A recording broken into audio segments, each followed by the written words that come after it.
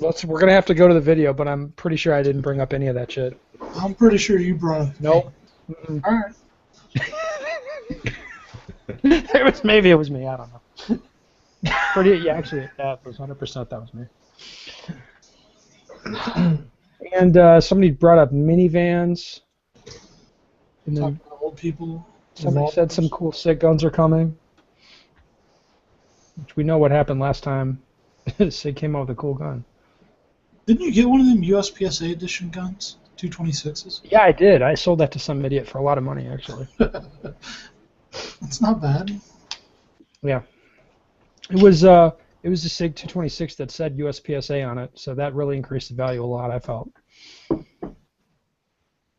It's kind of like the USPSA logo on anything, I think adds value added, in my opinion. Yeah. All right. Welcome to the Practical Pistol Show, people. My name is Ben. We got Matt, we got Nick, we got Tim, Merry Band of Idiots. The other Tim is listening in. He will not speak, I'm pretty sure. He never does. No, he doesn't. It's going to be my goal to get Tim to speak at this one. He talks your ear off in person, but he's not actually going to speak to anyone. He's probably just going to text me, though. Oh, he'll blow you up the whole time. All right. Throughout quite a few forums and through various conversations, I hear the phrase such and such is on television or bad weather. I guess I'll be doing a lot of dry firing. This seems to give the impression that these folks think they're really practicing, when in my opinion, this is nothing short of a single-hand circle jerk.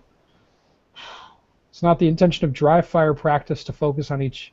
Is not the intention of dry fire practice to focus on each trigger pull, ensuring the consistency of sight picture, proper trigger technique, and steady pull. In other words, just sitting around going pew pew at the TV is not only childish, it may incorporate poor or lazy grip and trigger technique.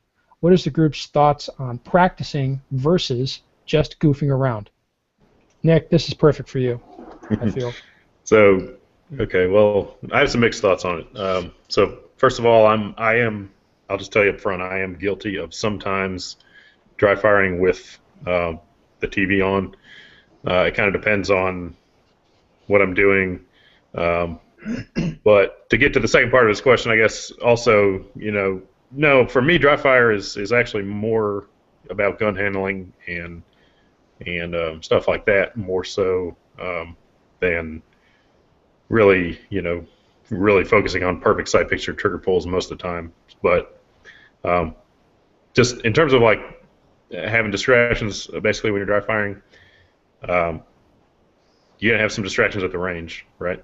So you're not gonna have perfect silence every time that you're at the line. So I think from a certain aspect, it may sometimes actually be helpful if you have some kind of background noise going on. Yeah, when I really want to focus on something that I think I need work on, or if I'm really driving the time down hard, yeah, I do better work without distractions. But sometimes I'm guilty of having the game on in the background or whatever, and I don't think it's necessarily a bad thing all the time. I wouldn't call it goofing off, certainly. Okay. Tim, what do you think? I don't know. I'm like Nick. I'm guilty of just kind of pointing the gun around and playing around sometimes too. I think just handling the gun, period, is still better than not handling the gun at all. It is hard sometimes to stay focused. I think everybody has times when they plan to do dry fire that they can't stay focused longer than 10, 15, 20 minutes. And if that's the case, man, there's probably time to put it down and go do something else. At the same time, yeah, I mean, sitting at the TV, watching the TV, and just pointing the gun and saying, pew pew, is probably not going to get you anywhere. So it does take it does take a certain amount of action of actually getting off your ass and getting yourself into a focused regimen of practice and learning. So, yeah, that's not what I'm talking about. I'm still using targets and doing something. Sure. I'm not just pointing the gun at the TV and clicking. Right. Well, that's what this guy. In other words, just sitting around going pew pew at the TV is not only childish. And I like I said, I agree. I mean, I think some people think that just doing pointing a gun at a light switch for 5 or 10 minutes is dry fire enough. And I don't think they've probably understood, or they underestimate the power of what proper regimented dry fire can actually bring to their game. All right. I don't think this guy's question. I mean, yeah, we could answer about dry fire, but I think it's a lot bigger than that. Whereas if you say, if I said, I think most people when they practice just kind of go through the motions and don't really put in much mental effort and they just kind of goof around, right? If you were to say that, yeah, well, no shit. You know, most people don't really put in work when they practice. I mean, I think practice is hard to do it well. I mean, you're mentally engaged. You're trying to get better. You're thinking about everything you're doing as you're doing it. You're trying new stuff, whatever. And the reason that you guys are like, yeah, I'm guilty of sometimes just kind of like fucking around or doing things I don't think are the best. I mean, the fact that you guys think that is good. That means that you identify, you're like, hey, I'm not getting a lot out of this right now, or I'm not 100% all there when I'm practicing right now.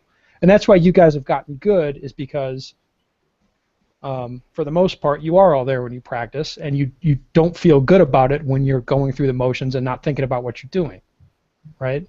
But most people, yeah, no shit, most people don't do very good practice, because that's why most people are bad. Right? Or most people could be a lot better with a very little bit of work. Right? If we talk about it like that, yes, obviously. This is the case very much, in my opinion, that people go through the motions, whether it's live fire or dry fire. You know, when they live fire, they go out like, well, let's check my draw. Let's see how fast I can draw. Like, oh, that was fun. And then, like, what else are you going to do? What the fuck? I don't know. They don't do nothing. They just, whatever. Yes, that is very much the case. What do you think, Hoppy? I think this guy doesn't understand what dry fire is, or the people he's talking to don't understand it. Well, I would think about, I mean, yeah, the guy asking the question, he says, dry fire is about consistency of sight picture, proper trigger technique, and steady pull. Well, yeah, that's part of it. I think you can do a lot more than just the trigger control part and the sight picture part. But that's not really my point. I think, there's a static and there's a dynamic. You can do draws, you can do movement, you can do shooting on the move. You can do a lot of stuff. You can do target transitions, right? Correct. You can do a lot more than this, but, I mean, the core of the problem is that most people don't really practice. It's just weird. Like he says, it's like he doesn't understand what dry firing is. Like he hadn't read the book or something, maybe. Because he's like, bad weather, guess I'll be doing a lot of dry firing. Well, that's people implying that they would be live firing if it wasn't bad weather outside. I don't know. It's just weird. Like, it doesn't make sense. Like, he says all that first, and then he's like, what's the group's thought on practicing versus just goofing around? It's a pretty simple question. Okay. So what's your thoughts on practicing versus goofing around? I mean, they're two separate things. Yes, they are. If you're just goofing around, you're not going to get good. And none of us here have not done that, so. Well, plenty of people goof around and think they're practicing, yeah? Oh, that's a good point, yeah. I don't go to gyms a lot, obviously, but I imagine that a lot of people, like, stand around or, like, sit on an exercise ball or, like, do whatever, I don't know. And then there's other people who get there and, like, work. Yeah, but get really fit. Probably shooting ranges are a lot like gyms, where most people are just there to jaw jack and not really get anything done. Yeah? Yeah, true, yeah. Is this true, Nick? Yeah, that's definitely true. Completely. Yeah. It's just a weird question. It's like, I don't know.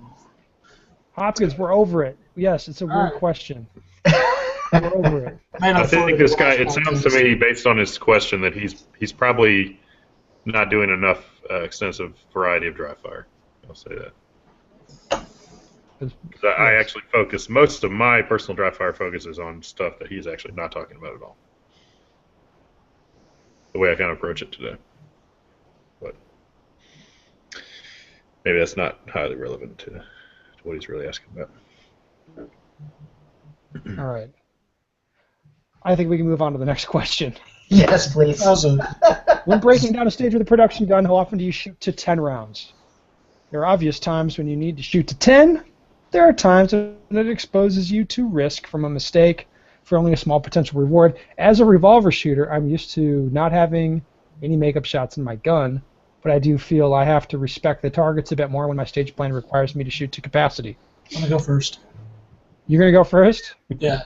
Okay. Do it, man. As Do it. being a revolver shooter, you're gonna have to start shooting ICOR now because you're supposed to. No, I'm sorry, that had nothing to do with the question. No, I mean I think he sees it coming and he's all like wondering. Oh, he's gonna get into production now. Yeah. Oh, that makes sense. Shit, I gotta shoot something else. I shoot to 11 rounds every chance I get, and do slide lock reloads after that.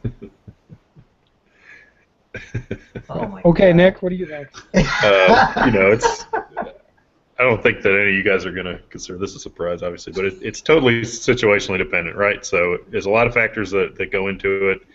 How hard are the individual shots? How much? Wouldn't is it be the, easier if there was just like a clear-cut rule? I'm sure it would be easier, but there's not. So we have to use Prez, we have to make a you're gonna judgment shoot call to 6. based on the totality of the situation, right? So, how hard are the shots? How big is the reward? Basically, How often would you say you shoot to 10 rounds? I would say it's extremely rare for me to go an entire match without shooting the 10 rounds. Whenever the stage dictates it, it's my Yeah, answer. stage dictates it. If it's going to be, I try to have, if I have a stage plan that calls for shooting to 10 or even 11 rounds, I try to have a backup plan. That's probably not as good, but I'll just have a hitch in my plan somewhere to where I know if something goes wrong at this point, I need to tweak my plan by doing an extra reload here or whatever. Some minimal, backup plan. And the backup plan can be complicated, obviously, but if I'm shooting a risky plan, I try to have a backup plan in place. So if something goes wrong, I don't really lose that much, hopefully. What do you think, Tim? You shot production a couple times. I've shot production a It's in couple the times. single stack though too, right? Oh yeah, and single stack. I mean, it's even worse. You get 8 rounds. So, and 95% of the time you're shooting at least 8-round arrays. So I can relate a lot to this guy, especially shooting revolver. 8 rounds, and yeah, you have to take more accountability for your shots. It's not like shooting limited where you get 18 to 20 rounds in the gun. You can just hose a lot. So, but just like everybody else has said, it's completely stage dependent. So I've also gone to where I've shot one target and dropped that magazine to reload, and dropped a magazine with 6 rounds left in it to reload, all to benefit, the stage plan that I wanted to run on it. So, I mean, you're not always going to shoot to capacity, and you're not always not going to shoot to capacity. I mean, that whole plan needs to be covered. There's so many other objections or things that come into play that completely change what you will or won't have to do on the stage. So, Can I give my real answer now? please. This dude needs to go to whoever his hot shot production dude is and shoot a local with him and ask him how he breaks these stages down. I'm talking like A and above on that, unless you got none of them. Then go to your single stack dude or your carry optics master. But it's something you can't hardly explain in words. You got to really be on a stage to look at it and have different options, I think. Right. Ben will probably tell us in words. Here we go. I'll use words. You want me to use words? Yeah. Let's listen to Captain Eloquence. Do it all with It is almost always the case that you're going to have extra rounds, and if you're shooting production, right? At least the one backup round. Like the 11th round is almost always going to be in the gun, shooting production. If there's a reasonable way to get out of shooting to 10, I will not shoot to 10. I think it's probably true that all of you guys would shoot to 10 without even a hesitation if it's relatively easy paper targets, yeah? Mm-hmm. Yep. Close range or whatever, like not non-partial paper targets, shooting to 10 rounds, no hesitation. If there's steel or stuff like that, then you start looking at should I, maybe I'll do an extra reload or something like that. I'm not shy about throwing in an extra reload myself. But at the same time, the reality is, like the guy said, I can't think of going a match without shooting to 10. I can't think in Happens the all the last 7 years where I haven't shot at least once in a year to 11 on purpose. Also, Yes, that's only but once a year. But at the same time, it's a way lower risk scenario than revolver. Like revolver, I think you frequently have to shoot you get 6 shots for like 4 pieces of steel on a paper target or something. So it's whatever's going on in revolver, it's way easier in production, way easier. So if you're looking at transitioning to production, you're gonna have a much easier time of it. I do not have a problem with shooting to 10 in most circumstances. If there's a bunch of steel, then it's like, hey, is there a better way to cut this up or a better way to do this? I think that's Most of the time there isn't. You got to get comfortable with it, I think. Yeah, I think I agree with Matt on that. There's a lot of times I think people are too afraid to shoot all the way to capacity for fear of, like, well, I hate doing slide lock reloads, or, well, I hate running the gun dry, and empty mags just don't seem to fall out of the gun as easy as mags with a round or two left in it. And that's kind of something, just like Matt, I kind of preach to people, man, you got to get comfortable with that. I mean, shooting all the way to slide lock is not a bad thing if the stage or the stage plan dictates it. So you kind of got to get over both ways. You got to get over dropping a magazine that may only have 1 or 2 rounds expended in it, and you've also got to be able to get used to running the gun completely dry too, and what to do in both situations. I see a lot of production or any lower cap shooters that don't really, for something, there's something in their head that says I have to shoot the gun almost empty before I can do a reload. And so if it's really advantageous to shoot like one target and then reload and go do something else, like I see a lot of people that don't even really seem to consider that as a possibility. That's weird, so because I I've think always people need thought, to just be more open to adding to thinking about reloading earlier in their do magazine. you see that a lot, Ben? Or have you seen that? Where Well, everybody tries to give it 10? that do not consider the possibility of shooting 2 or 4 rounds and dumping the magazine. Yeah. Yes. Really? Yeah. Yeah. I've All the time. never ran into that. I see it quite a bit too. Guys that just think, man, they have to shoot capacity.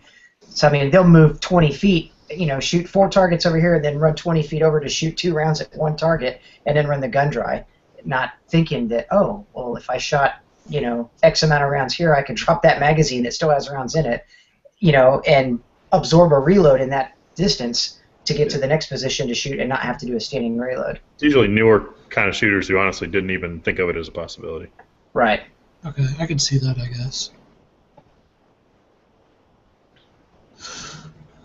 But it's January 3rd as we're recording this. I've already shot to 10 and 11 intentionally. So I got it out of the way early. Nick's way ahead of us. Shot a club match? Yeah, but I've been to a club match. How was the weather? It was about 55. Sounds pretty okay, actually. We can Yeah. use ice skates if we had a match right now. Yeah, no kidding. We'd be using an igloo or some shit here. I don't know. All right, guys. Well, another bang-up show. Really a huge fan of it. Thank you for coming on. This wasn't as exciting as Hopkins going bananas, shit-talking the board of directors, attacking everybody personally. Wanted to penalize everybody. Anybody except Mike Foley. You what? I didn't attack anybody personally except Mike Foley. I don't think that's the way the board's going to see it. I attacked the group. No, I'm not saying that you have no balls. I'm saying none of y'all have any balls. Is that I fair? don't know. Or you could say the average amount of balls is low, like a 1.2 ball average for the board or something. Yeah, exactly. That's not a. It's gonna be a rough 2 days already. You are going to have a rough in-person board meeting, Matt. All because you're running your mouth. Fucked up, Maybe dude. it'll open some eyes. We'll see. Maybe. Yeah, maybe. I can't wait for your report on it. I'm bound by the bylaws though when I attend that. What are you bound by? Full-time pres, we might get the minutes before like 4 weeks after. Okay. Well, when we get the minutes, you can give us a report. All right. Very exciting. Thank you for coming on, Matt. Mr. Nick, thank you. My pleasure. Tim? Thank you. Of course. Sig thanks you. Yeah. Stealth Team Sig. Stealth What? Team Sig. He's wearing a black hat. He can't tell us about their new badass competition gun. Well, I was just thinking Stealth Team Sig and Carry Optics discussion. What? Illustrator. Yeah, we just did that. I don't believe that for a second, but that's okay. I call happy coincidence, but that's just me.